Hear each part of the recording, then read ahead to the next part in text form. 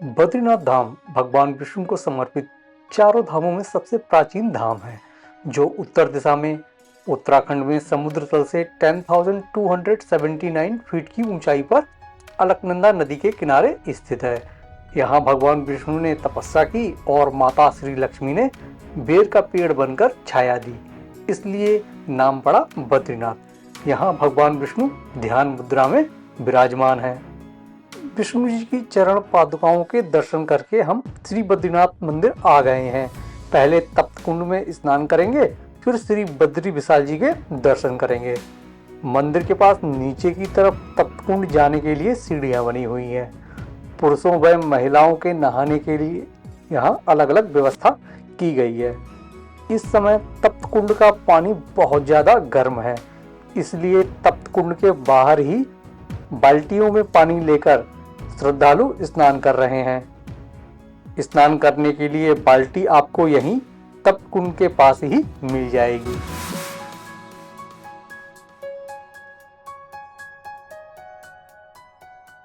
स्नान हम कर चुके हैं, अब चलेंगे बद्रीनाथ मंदिर करने श्री बद्री विशाल जी के दर्शन। मंदिर के गर्भगृह में श्री बद्री विशाल जी के साथ साथ कुबेर, गरुण, उद्धव, नारद, नर और नारायण की भी पूजा होती है। इस समय श्री बद्री विशाल जी की आरती हो रही है। आरती के समय भक्तों को मंदिर के बाहर से ही दर्शन कराए जाते हैं।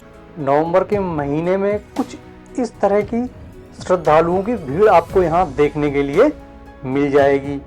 सुबह के समय यहाँ दर्शन करने का अपना एक अलग ही अनुभव होता है। मेन मंदिर के बाहर भोग प्रसाद काउंटर है और साथ में ही श्री महालक्ष्मी जी का मंदिर भी बना हुआ है। साथ में हम यहाँ करते हैं श्री हनुमान जी, श्री नारायण मंदिर, श्री गणेश जी और श्री क्षेत्रपाल घंटाकर्ण जी के दर्शन। श्री क्षेत्रपाल घंटाकर्ण जी मंदिर क्यों यहाँ स्थापित है, इसकी भी एक कहानी है, वह भी हम आगे आपको इस वीडियो में बताएंगे। मंदिर में हवन पूजन इस स्थान पर किया जाता है।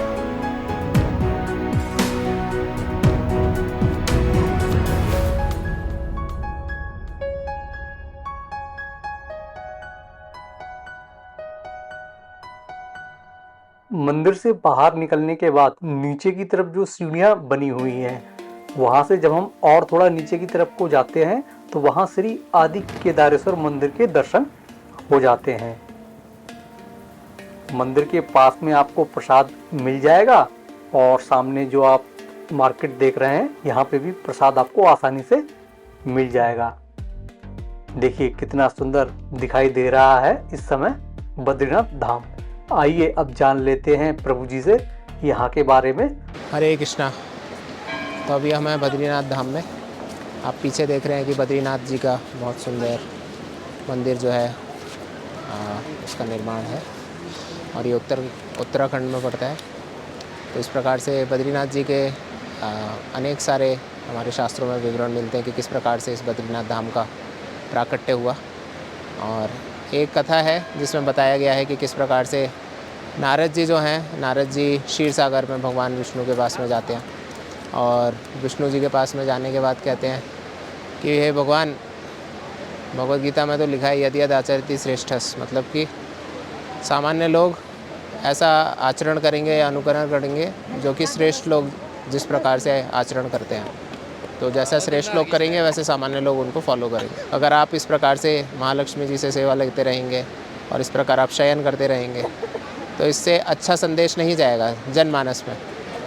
तो ये बात जो थी भगवान विष्णु को अच्छा नहीं लगा या थोड़ा सा क्षुब्ध हुए और उन्होंने विचार किया कि हाँ, बात तो सही है कि एक जन सामान्य में एक अच्छा मैसेज देने के लिए क्या करना चाहिए, तपस्या करनी चाहिए।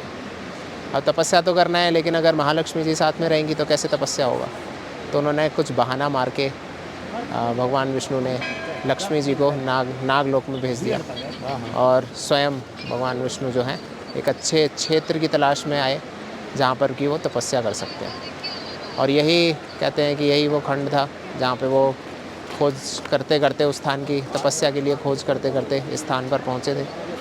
और इस स्थान पर पहुँचने के बाद यहाँ पर उन्होंने तपस्या किया। अनेक वर्षों तक तपस्या करने के बाद देखा कि महालक्ष्मी जी जब वापस आती हैं तो देखती हैं कि यहाँ पर क्या कर रहे हैं, सारे जितने भी आपके मौसम आ रहे हैं तो उसमें बहुत दुख हो रहा है उनको। और इसमें दुख होने के बाद फिर जो माता महालक्ष्मी हैं वो क्या करती हैं, एक बद्री के वृक्ष का रूप धारण कर लेती हैं और भगवान को उससे बचाते हैं। और इस प्रकार से जब भगवान की आंखें खुलती हैं तो वो देखते हैं कि किस प्रकार से वो उनकी सेवा कर रहे हैं। तो यहाँ पे बद्रीनाथ, तो बद्री का रूप धारण किया था महालक्ष्मी जी ने, और महालक्ष्मी जी के नाथ यानी विष्णु जी, है ना। तो इस प्रकार से बद्रीनाथ जो है ये नाम पड़ा गया। और इस प्रकार से कई सारी कथाएं हैं, है ना। और एक ये कथा है, और जब हम बद्रीनाथ जी के दर्शन करते हैं तो बीच में जो विग्रह हैं वो बद्रीनाथ जी के ही हैं, है ना। और जब हम बद्रीनाथ जी के दर्शन करेंगे तो आसपास परिक्रमा मार्ग पे अगर आप देखेंगे तो महालक्ष्मी जी का एक मंदिर मिलेगा, है ना। तो महालक्ष्मी जी हम देखते हैं कि किस प्रकार से नित्य हमेशा भगवान के चरणों की सेवा करती रहती है। फिर आगे हम बढ़ेंगे तो एक हनुमान जी का मंदिर मिलेगा, एक चरणामृत जो भगवान को जो डेली अभिषेक किया जाता है उसका चरणामृत है। और आगे हम देखते हैं कि एक भगवान कृष्ण का और अर्जुन जो हैं उनका एक विग्रह है। तो भगवान कृष्ण और अर्जुन वो नर नारायण ऋषि हैं, है ना।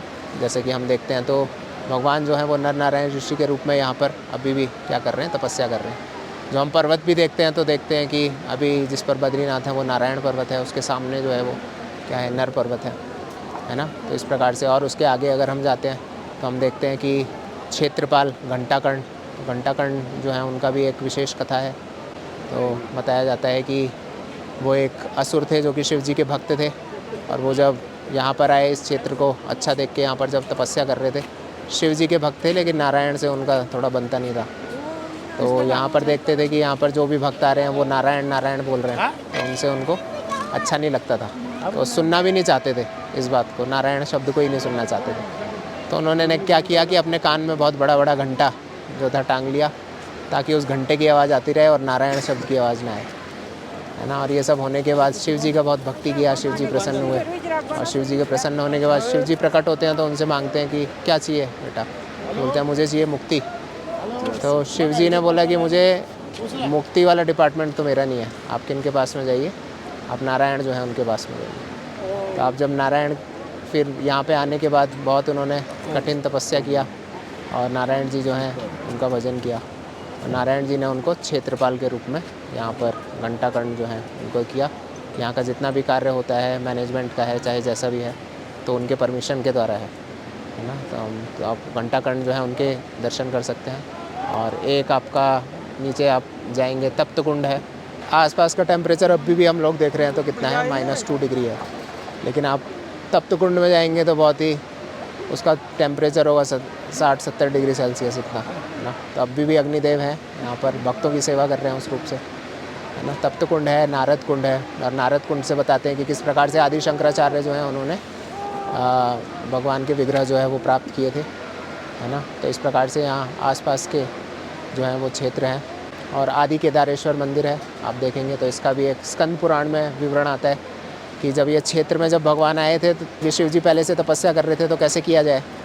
तो फिर एक छोटे बालक के रूप में उन्होंने क्रंदन करना शुरू किया। माता पार्वती जब आई तो बहुत उनके प्रति दया भाव हुआ। शिव जी मना कर रहे थे लेकिन फिर भी माता पार्वती ने उनका बहुत ख्याल रखा और कमरे में उनको अकेले छोड़ के बाहर स्नान करने चले गए। जब शिव जी पार्वती जी वापस आते हैं तो वो छोटा बालक जो है अंदर से गेट बंद कर लेता है, और शिव जी पार्वती जी बहुत गेट खटखटा रहे हैं, लेकिन फिर भी वो जो छोटा बालक था वो गेट नहीं खोलते। जो छोटा बालक था वो यही बोल रहा था, माते आपने तो यही बोला था कि आप ही का घर है, आप ही का घर है, तो ये तो मेरा ही घर है, अब मैं चाहूँ चाहे इसको वो रखूँ, गेट खोलूँ या नहीं खोलूँ। तो इस प्रकार से ये जो लीला थी भगवान की, भगवान विष्णु की, नारायण की जो लीला थी वो समझ गए।